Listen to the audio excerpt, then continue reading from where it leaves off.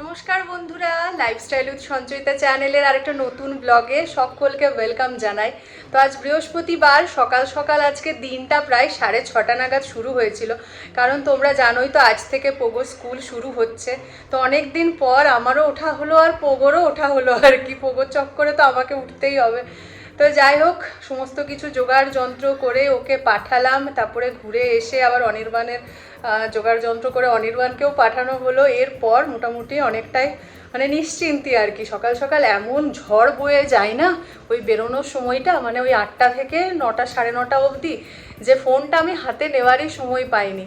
যাই হোক, এরপরে মোটামুটি আজকে তো 12:30 অবধি পোগো স্কুল রয়েছে, সোমবার থেকে 1:15 অবধি। তো হাতে অনেকটাই সময় পাওয়া যাবে। এই সময়টা কিভাবে সৎ ব্যবহার করা যেতে পারে সেটারই চিন্তা ভাবনা করছিলাম আজ থেকেই আর কি। প্ল্যানিং ছাড়া সত্যি কোনো কিছু সম্ভব নয় করা। মোটামুটি কালকে কি করব আজকে থেকে যদি প্ল্যানিংটা করে রাখি তাহলে দেখবে গুছিয়ে কাজ করতে সুবিধা হয়। তো সেরকমটাই ভাবছিলাম, আজকে ওই ভাবনা চিন্তার মধ্যে দিয়েই রাখছি। যদিও বা মানে অনেক কিছুই প্রোগ্রাম রয়েছে, আজকে আবার স্কুল থেকে ফিরে এসে পোগোর আবার বার্থডে পার্টি রয়েছে। তো সেখানে যাওয়ার আছে ওর আর কি, ওর বন্ধুর বার্থডে আমাদের পাড়াতেই। তো যাই হোক, চলো, দিনটা শুরু হয়েছে অনেক দিন পর, আমি বাড়িতে একা। তো এখন একটু ধাতস্থ হতে সময় লাগবে।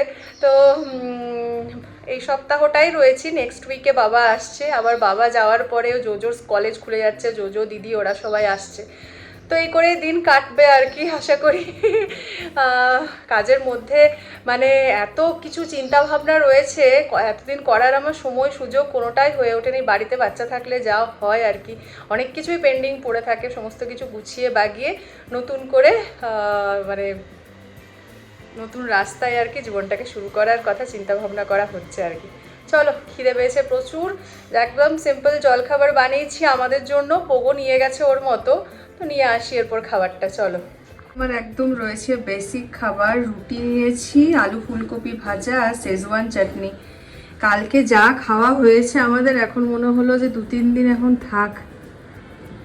ইদানিং যা খাবার দাবার খাওয়া হচ্ছে, বাবারে বাবারে, ঘুরতে আসার পর থেকে মানে ঘুরতে যাওয়ার সময় থেকে যেটা চলছে, তাহলে একটু এবার রেস্ট সত্যিই দরকার। তারপরে আবার রবিবার দিনও রয়েছে, রেস্ট কদিন যাবে জানি না, কারণ রবিবার দিনে অনির্বাণের জন্ম মাস পালন করার রয়েছে, মানে আমাদের যেটা নিয়ম সেই অনুযায়ী।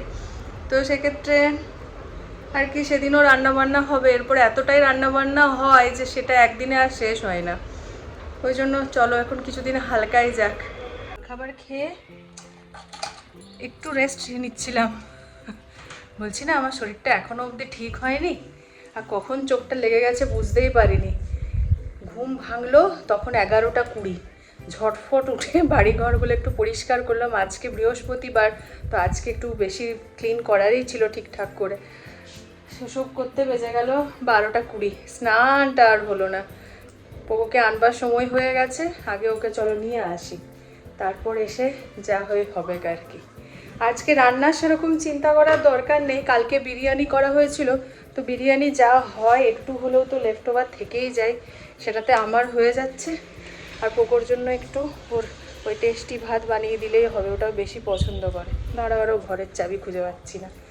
ওহ বাপরে, কী যে চলছে এখন, নতুন নতুন এত কিছুর মধ্যে দিয়ে যাচ্ছে, তো একটু অসুবিধা হচ্ছে সত্যি কথায় সামলাতে। আস্তে আস্তে ঠিক হয়ে যাবে। হলো, স্কুল কেমন হলো? ভালো হয়েছে? এনজয় মারি হয়েছে? আচ্ছা, চলো চলো দেখি কোথায় গাড়ি আছে। আজকে সব ক্লাসের একসঙ্গে মনে হয় ছুটি হয়েছে, ওইদিকে গাড়ি রাখার জায়গায় পাইনি। কোনখানটায় যে গাড়িটা রেখেছি, আচ্ছা এই তো, এটা ওদের পার্কিং এরিয়া। মানে বাস তো রয়েছে প্রচুর, বাস রয়েছে, অটো মানে ভ্যান রয়েছে।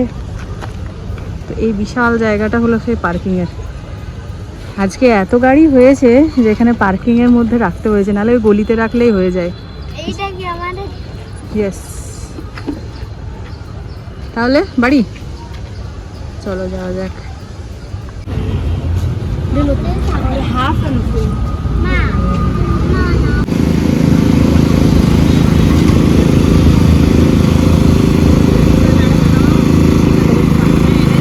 মোটামুটি বিকেল হয়ে এসেছে, বাজছে প্রায় 4টা। পোগো দিচ্ছে ঘুম, এমনিতে দেরি করে ঘুমায়, কিন্তু আজকে ওকে বলা হয়েছে একটু চটপট ঘুমিয়ে যেতে।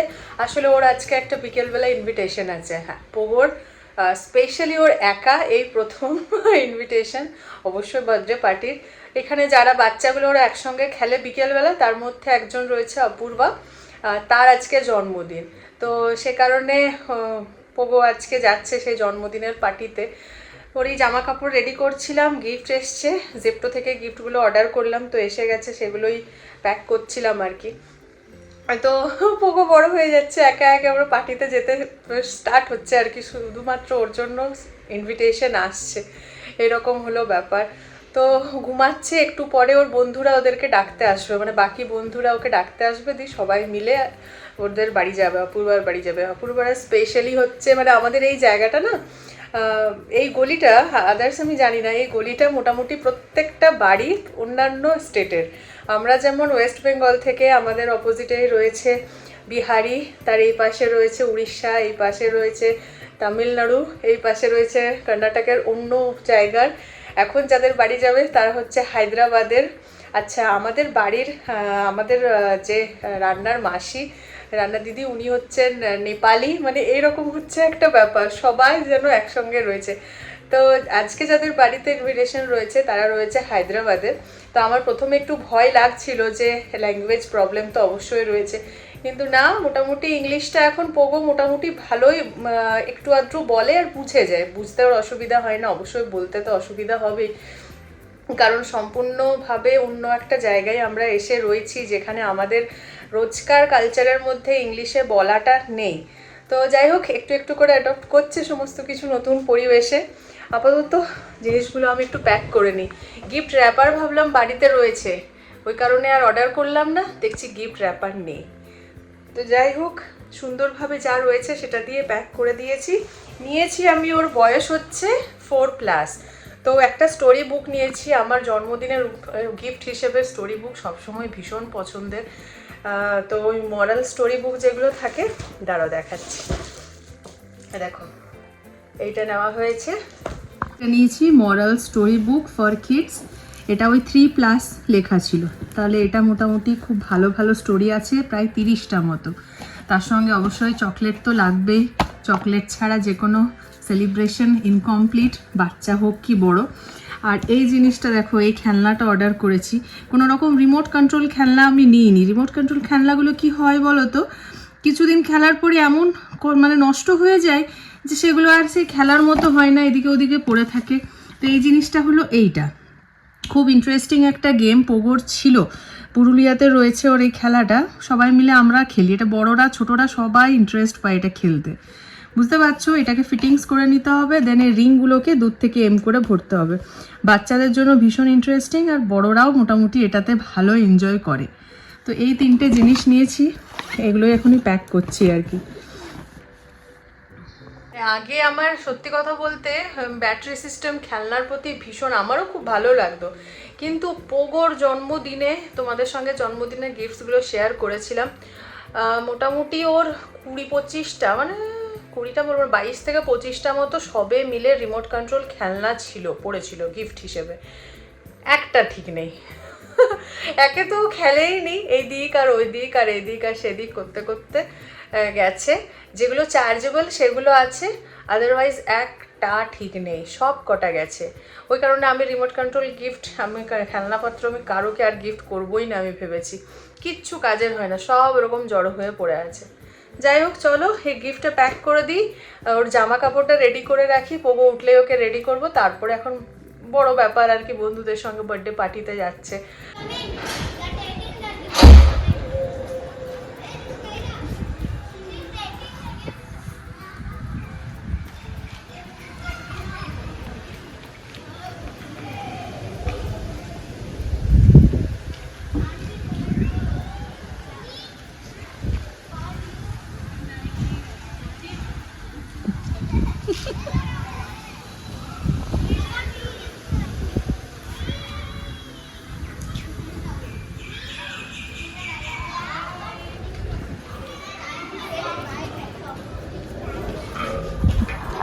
বাই।